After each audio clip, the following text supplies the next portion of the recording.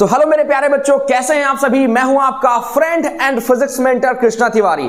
Student, class 9th में हम लोगों ने साउंड चैप्टर शुरू किया था, तो आज ये साउंड का हमारा 3rd सेशन है और आज के सेशन में हम लोग डिस्कशन करेंगे हमारे पास कैरेक्टरिस्टिक्स ऑफ द साउंड और साथ में डिस्कशन करेंगे कि साउंड जब ट्रेवल करता है ना तो कौन से मीडियम में वो फास्टेस्ट ट्रेवल करता है या उस पे और कौन सी ऐसी चीजें हैं, ऐसी कौन से फैक्टर्स हैं जो उसको ट्रेवल करने में इफेक्ट डालते हैं। लेकिन इसके पहले आपको याद हो, जब प्रीवियस सेशन किया था जो था characteristics of the sound wave, तो उसमें मैंने आपको 2 क्वेश्चन होमवर्क के लिए दिए थे। तो आप में से शायद किसी बच्चे ने कमेंट किया था, मुझे अभी नाम नहीं याद है, तो आओ पहले वो क्वेश्चन देखेंगे, इसके बाद हम सेशन को आगे कंटिन्यू करेंगे। देखो ये था प्रीवियस सेशन, ठीक है था, और ये देखो होमवर्क का क्वेश्चन है और ये आज का हमारा टॉपिक है speed of sound in different media.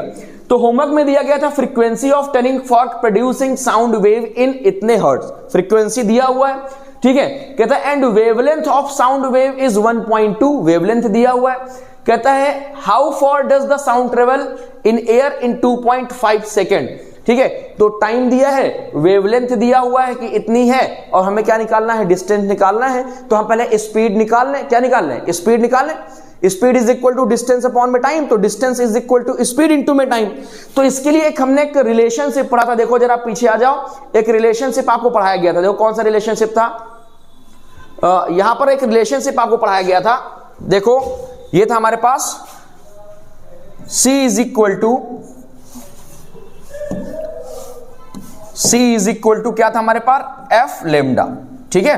तो यहां से आपको स्पीड आ जाएगी, राइट। और जैसे ही C की वैल्यू आ जाएगी, स्पीड आ जाएगी, तो स्पीड इज इक्वल टू क्या होता है, डिस्टेंस अपॉन में टाइम, राइट। या distance is equal to speed into में टाइम। तो आप क्या कर लोगे, डिस्टेंस फाइंड कर लोगे, ठीक है। तो जिन बच्चों के क्वेश्चन होमवर्क वाला नहीं आया हो तो वो एक बार क्या करेंगे, उसको कोशिश करेंगे फिर से इस फॉर्मूले की हेल्प से लगाने के लिए। एक्चुअली क्या था, 2-4 दिन से थोड़ा सा हेल्थ इश्यू चल रहा है, इस वजह से आपको कंटिन्यू वीडियोस नहीं मिल पा रही है, थोड़ा सा टाइम लग गया इस वीडियो को आने में। बट प्रॉमिस है कि हम जल्दी ही आपके न्यूमेरिकल सेशन, जो भी आपके डाउट है, जो भी आपने कमेंट में मुझे बोला है ना, वो मैं आपको कंप्लीट करा दूंगा, ताकि आपका जो फाइनल्स है ना वो बहुत अच्छे से जाएगा, ठीक है। चलो आगे बढ़ते हैं। तो स्टूडेंट्स, आज का जो हमारा टॉपिक है वो है sound, speed of sound in different media. सबसे पहला हमारा टॉपिक यही है। क्या कहता है, देखो sound travel with a speed which is much less than that of light. मतलब जो जिस स्पीड से साउंड ट्रेवल करता है ना, उसकी स्पीड लाइट के कंपैरिजन में बहुत कम होती है। कितनी होती है, 344 मीटर पर सेकेंड, या किसी किसी किताब में 345 मीटर पर सेकेंड दिया होता है। जबकि लाइट की स्पीड कितनी है, 3 × 10⁸ मीटर पर सेकेंड। ये तो वही बात हो गई ना कि जैसे जापान में बुलेट ट्रेन चलती है और बुलेट ट्रेन के पीछे वो धुआं वाला इंजन दौड़ा दिया जाए, है ना, वही बात हुई कि नहीं हुई, ठीक है। एक और एग्जांपल समझ लो, जैसे मर्सिडीज के पीछे टाटा नैनो दौड़ा दी जाए। चलो क्या लिखा है, दूसरा पॉइंट देखो, पहला पॉइंट क्लियर हो गया, दूसरा पॉइंट देखो, कहता है speed of sound depend upon the properties of the medium. तो जो स्पीड ऑफ साउंड है ना, किस पे डिपेंड करती है, किसी भी मीडियम की प्रॉपर्टी में। लाइक अगर मान लो मीडियम डेंस कर दिया जाए तो स्पीड ऑफ साउंड इंक्रीज हो जाएगी, अगर मीडियम को रेयरर कर दिया जाए, ठीक है, तो जो स्पीड होगी वो क्या हो जाएगी, लेस हो जाएगी, ठीक है।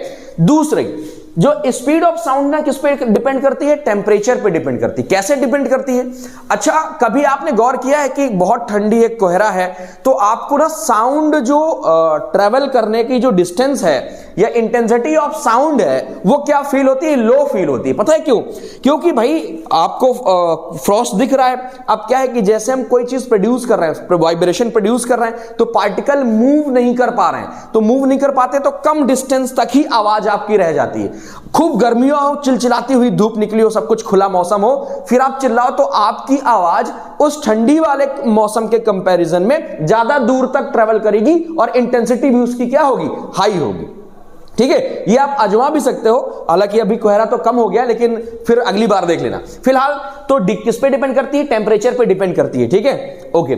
फिर बात करते हैं speed of sound in solid. सबसे ज्यादा जो होती है ना स्पीड किस पे होती है, सॉलिड में होती है। फिर इसके बाद लिक्विड में और इसके बाद गैस में सबसे तेज जो साउंड ट्रेवल करता है वो सॉलिड में ट्रेवल करता है।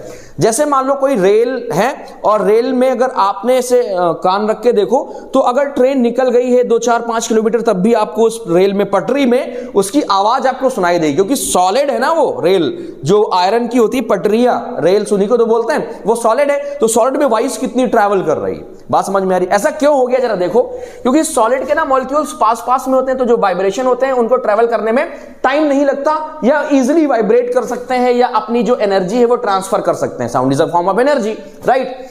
इसके बाद लिक्विड, और इसके बाद सबसे कम जो स्पीड होती है वो गैसियस मीडियम में ही होती है, लाइक एयर जो हमारा मीडियम है, रेयर मीडियम, ठीक है। आगे देखो, जो स्पीड ऑफ साउंड है ना वो डिपेंड नहीं करता, किस पे डिपेंड नहीं करता? देखो, फ्रीक्वेंसी ऑफ द साउंड पे डिपेंड नहीं करता। बात समझ में आ रही कि नहीं? फ्रीक्वेंसी मतलब कि नंबर ऑफ ऑसिलेशन पर सेकंड, कितनी तेज तेज तेज तेज आपकी फ्रीक्वेंसी हो रही है, उस पे क्या स्पीड ऑफ साउंड डिपेंड नहीं करती है। बात समझ में आया कि नहीं आया? चलो बहुत बढ़िया बात है, अगर इतनी बात समझ में आ गई तो आगे बात करते हैं भाई।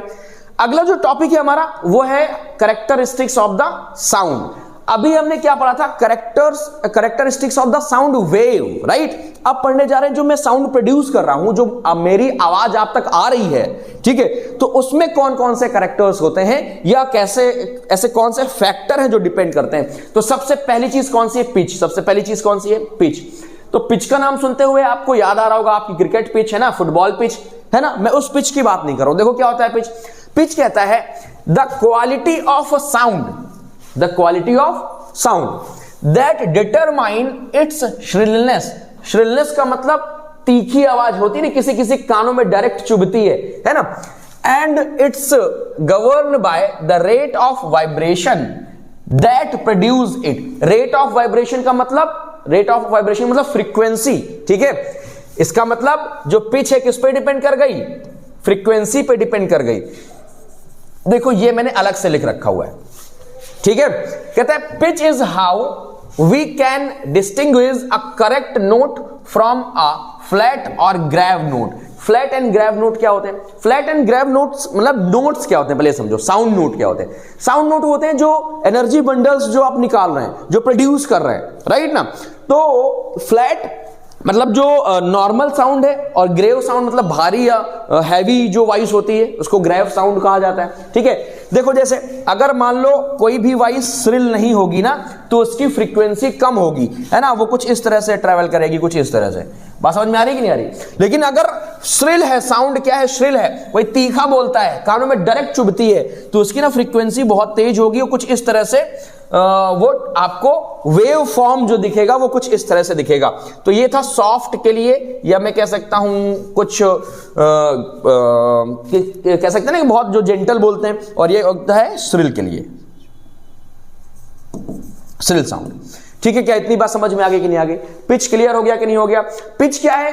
पिच ये डिटरमाइन कराती है कि कोई जो साउंड हमारे तक आ रही है, कानों तक जो हम सुन रहे हैं, जो आपको सुनाई दे रही है, तो मेरी जो आवाज आपको सुनाई दे रही है वो कैसी है, उसमें श्रिलनेस है या थोड़ी ग्रेव है, सॉफ्टनेस है, कुछ इस तरह से। बात समझ में आई? तो इसका डिटर्मिनेशन कौन कराता है? पिच कराता है, ठीक है। और किस पे डिपेंड होती है? ये फ्रीक्वेंसी पे डिपेंड होती है, ठीक है। चलो भाई देखो अगली प्रॉपर्टी क्या है अपने पास।